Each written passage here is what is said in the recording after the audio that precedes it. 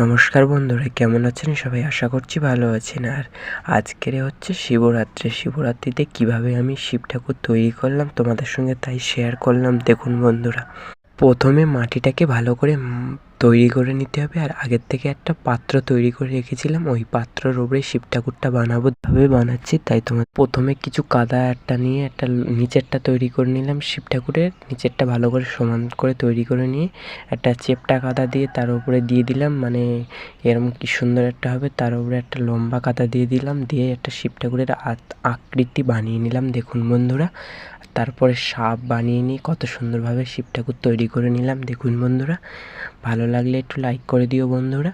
আর এই শিব ঠাকুর তৈরি করার ভিডিও পরে এবারে পূজা করার ভিডিওটা বানাচ্ছি। দেখুন বন্ধুরা, তো প্রথমে ফুল বেলপাতা দুব্বো শিবের মাথায় দিয়ে কত সুন্দরভাবে পূজা দিয়ে নিচ্ছি। আর এবারে জলের গ্লাস, এবার পূজার ভোগ, মানে কিছু অত কিছু করতে পারিনি, তাও অল্প পেরেছি, তাই সেরকমভাবেই করেছি বন্ধুরা। তো দেখুন বন্ধুরা, কত সুন্দরভাবে করেছি। এবার শিবের মাথায় দুধ ঢেলে দিচ্ছি। জয় জয় শিবশঙ্কর।